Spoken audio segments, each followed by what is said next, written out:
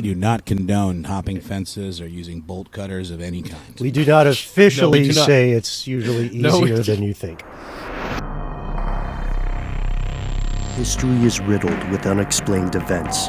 You can turn back now or learn the stuff they don't want you to know.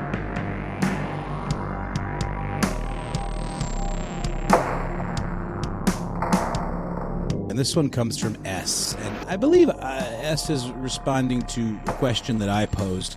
I can't remember if it was on a news episode or a listener mail, but I said, like, why are people freaking out about the vaccine, about the COVID-19 vaccine? And the email starts from S. Why are people freaked out by the vaccine? For me, I'm sorry, I imparted tone to that. It was just a question. It was a heading. For me, it's that it's an mRNA vaccine, and it's the first huge use of that technology on human subjects. The fact that they are pushing it for every living human being at once is a little concerning as well. I would have started with those most in danger of adverse outcomes of the virus. If there truly is something not quite right with the vaccines, now it's been distributed so widely that it will be a huge problem. So I say we start with that real quickly. And you know, it's true.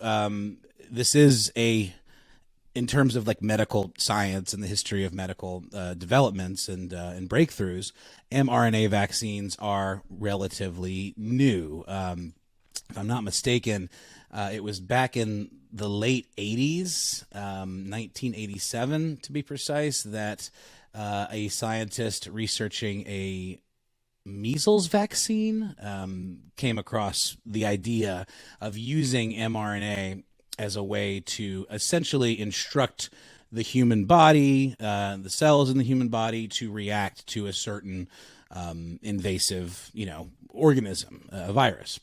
It was 1987. Robert Malone did an experiment where he mixed strands of messenger RNA or mRNA with little bits of fat, and he created this kind of, cosmic gumbo, human cells that were bathed in this genetic material, absorbed that mRNA and began to produce proteins from it.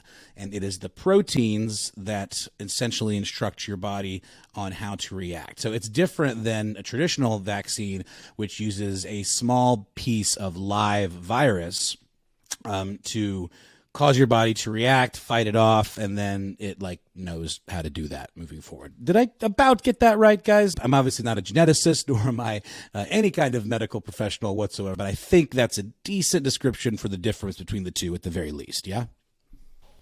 I'm neither of those things either. But, I agree if you found some resources. I did find some resources, and I will, in fact, go to the CDC.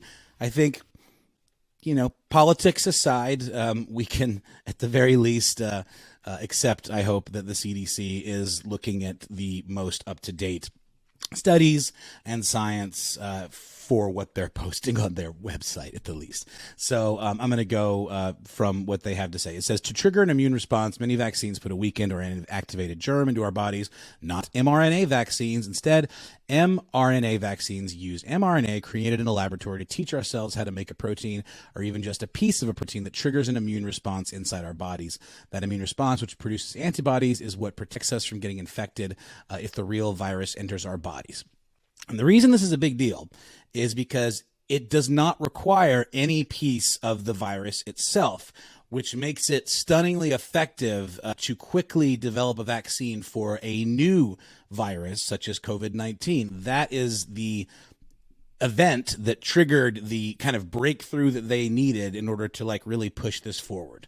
So what they do is they take a piece of protein from the virus, and I think it's essentially something that they can produce artificially without a piece of the virus itself, using computers or whatever to analyze it, and they can generate this thing. It's called a spike protein. It's the thing, if you look at pictures, I guess, of a virus, those spiky bits that are on the top of it, that is the part on the surface of the virus that causes COVID-19. And after that protein piece is made, our cells break down the mRNA. It never actually enters the nucleus of our cells, according to the research that's out there now. And then next, our cells display the spike protein piece on their surface. Our immune system recognizes that the protein doesn't belong there, and that triggers our immune system to produce antibodies and activate other immune cells to fight off what it thinks is an infection. So it makes sense that this medical technique or breakthrough didn't really have a reason to be rolled out this quickly and this widely, but because of the fact that they didn't have to work with live viruses, literally what caused this to be able to be rolled out so quickly. It has to be kept really, really cold, as we know. And again, and you can hear a good bit of this stuff in our multi-part episode on COVID-19 from like the early days, you know, when it was first starting to be a thing. I think we did an episode about it, or a news episode maybe, leading up to when it was really a thing. And then we did a multi-part series on it. And we've talked about it, you know, many, many, many times since. But it is true that this is the largest, you know, rollout of a vaccine with a understandably shortened clinical trial period. I believe now enough time has passed that the CDC and the FDA is saying it has met all of the standards for a traditional clinical trial, but they certainly did have to kind of do something early on in order to meet the need, meet the demand, and honestly, the public safety need for having this vaccine available. But I don't know, guys, like, do you think enough research is out there to know that this isn't going to have some long-term down the road negative impact? Or is it really just about optics? Is it just about people that are like sketchy and maybe a little distrustful about being sold or having their arm twisted or jabbed, you know, for something that maybe doesn't have a long enough runway of, you know, observable reactions? Yeah. Well, I would say, you know, first, there are legitimate conditions that would make it difficult for some people to have vaccines. That's true. That's not conspiratorial.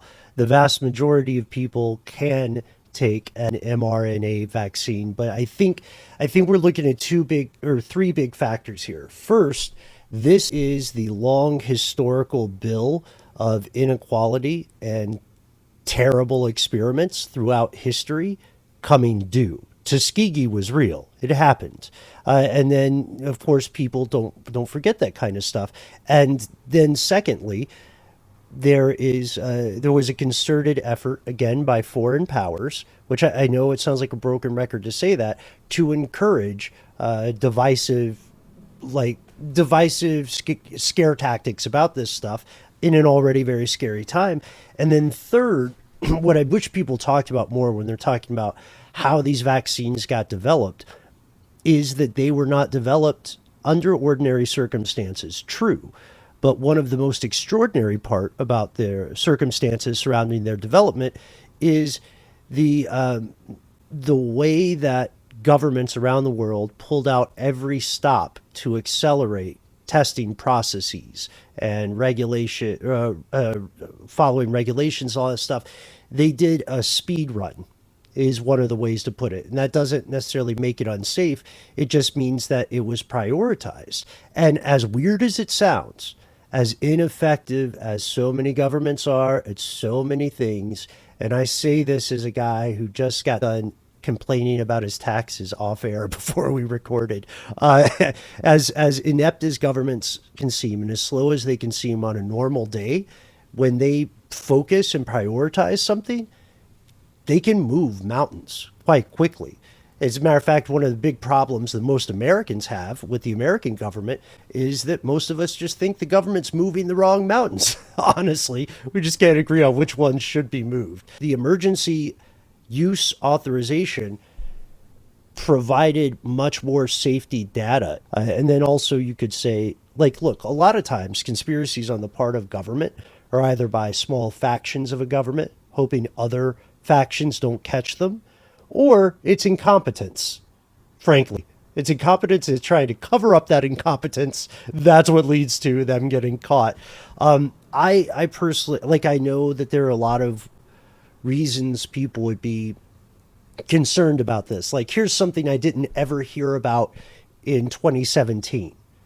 Now everybody on Earth has to take it. That's spooky. It's understandably spooky. But if you're talking to someone who is very much against the vaccine, and they're, maybe they don't have access to objective information about it because of a Facebook algorithm or something, the best way to get to talk with them is to actually listen to what they have to say and don't come at them in a combative way. Those are good questions.